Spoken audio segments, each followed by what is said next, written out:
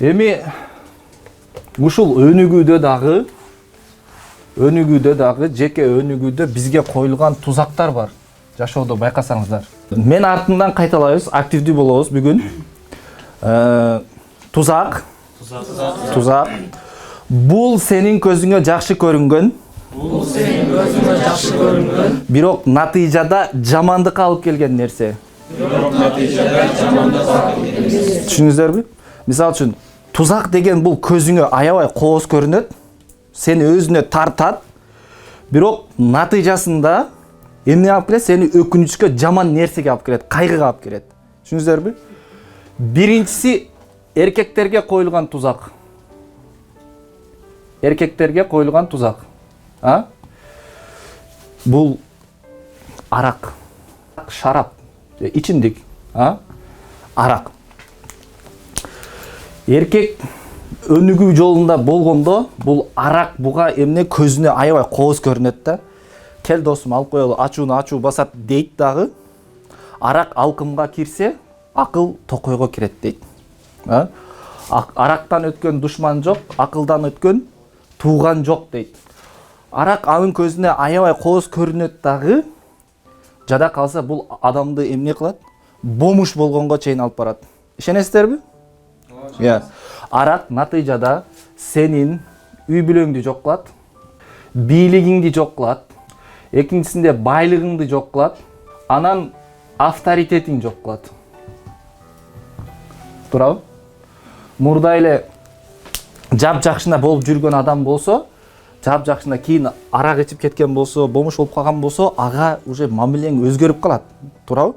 Башкача болуп, сени анын авторитетин, сен алдыңда анын авторитети жоголот.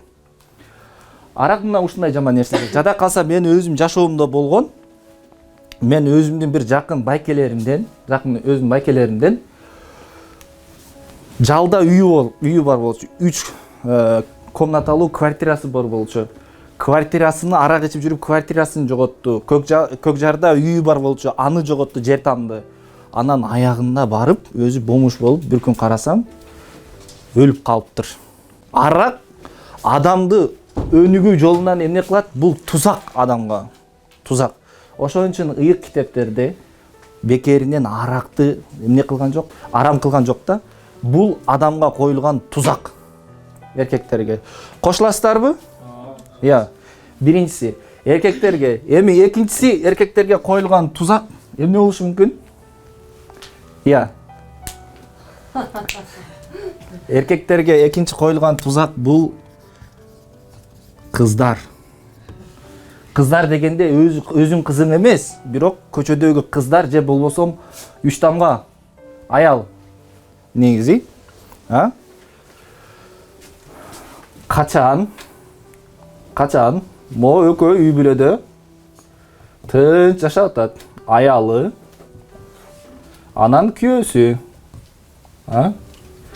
Экөө тынч үй бүлөдө жашап атат. Качан үчүнчү жак кошулганда, могу жак кошулганда, буну менен сыяз кармай баштаганда, уже үй бүлөдө эмне жоголот? Ынтымак жоголот, тынчтык жоголот.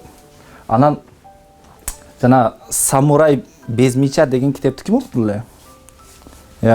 Ошондо билсеңиздер, Таятоми Хидоёси деген Японияны бириктирип, анан анын канизактары болот экен да, ушу бир 70ке жакын канизаги болот. Ошол айтканда, мен ушунча Японияны бириктирдим, мен силерге бир нерсени эскертем деген да. Бул аялдардан деген да, эми аялдарды өзүң аялыңдар эмес, башка бирөө менен мындайча айтканда ойнош болуудан деген этият болгула деген да. Мен ушул нерсе кууратты деген. Демек, бойдокторго кыздар жигиттер менен сүйлөшкөндө, бири-бириңер менен сүйлөшкөнүңөрдө бойдоктор 3 нерсени жоготот. Бойдок болсо 3 нерсени жоготот. Биринчиси бул мээсин жоготот. Экинчиси убактысын жоготот. Убакыт. Убакыт. Үчүнчүсү акчасын жоготот. акчасын жоготот. Эртеден кечке күтөсүздөр да. Мына мээ эмне болот? Занят болот да. Мээ бош эмес болот. Кечке, эртеден кечке бул натыйжада эмнеге алып келет десе, бул идеядан тосот. Могу барго? Кыздар менен сүйлөшүү идеядан тосот. Идея жок болот. Эмне үчүн? Анткени кечке күтөсүң аны. Качан жазат экен? Качан чалат экен? Качан бир жакшы эметет экен дейсиң да кечке же болбосо 1 саат жазбай койсо эме болосуңар, туурабы? Бири-бириңерди жемелей баштайсыңар. Мээ эмне болуп атат? Мээ занят болуп атат. Идея ойлонбойсуңар силер. Эчтеке жалаң эле ошо качан жазат, эме болот же болбосо жазбаса дагы кечке эле карап тура бересиңер, эме болот, в сети или нет деп эле кечке эмне болосуң? Мээң эме болот. Экинчиси убактың текке кетет. Убактың текке кетет. Үчүнчүсү акчаң кетет. Анан аны барып бир жерге алып барыш керек, кафеге отуруш керек. Дагы бир акчаңар кетет. Эми үйлөнө турган кезде эле анан бир жигит келип силерге айтса, сүйлөшүп албайлыбы же кыздар келип айтса, экөөбүз жүрүп албайлыбы же бирдеке сүйлөшүп алалы дей турган болсо, анда үйлөнгөнгө бир жума калганда сүйлөшүп баштайлы дегиле да. Себеби могу нерсе эмнеден тыят?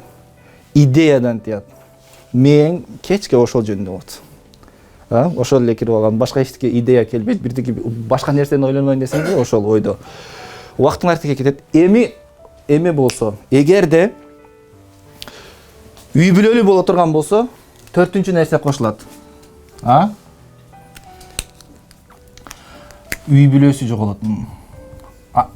Токтот болсо, үй бүлөсү аягында үй бүлөсү менен ажырашат. Эгерде бул эмне кылса, үй бүлөлүү адам ойнош күтө турган болсо да, башка кыздар менен жүрө турган болсо, натыйжада бунун үй бүлөсү кетет. Кошуласыздарбы?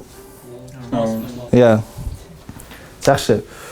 Себеби биздин тренингибиздин өзгөчөлүгү ушул да, биз бир жерден урдап алган жокпуз, ушул өзүбүздүн турмушубуздан эле көргөн нерселерди алып туруп, китептен окуп, анан ошолорду эмне кылып, өзүбүз тренинг кылып жасап атабыз да.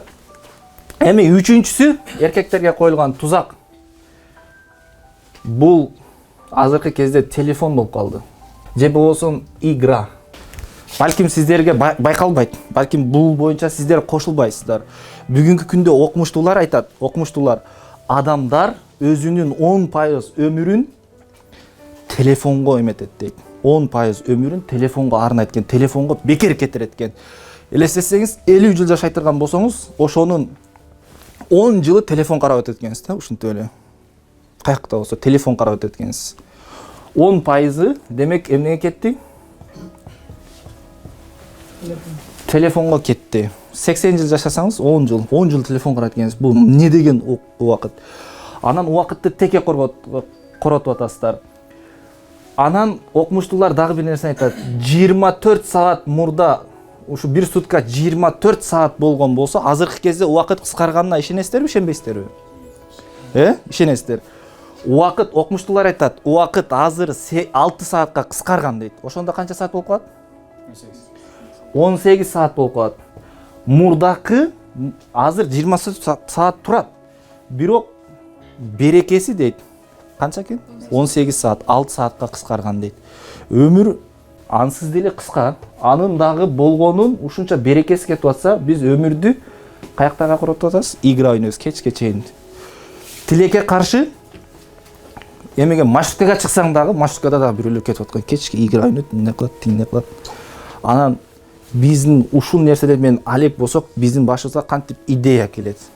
Бүгүнкү күндө онлайн игралар чыгып кетти, туурабы? Онлайн кечке акча коюп алып ойнойт. Мына булар эмне? Эркектин өнүгүүсүнө коюлган булар тузактар.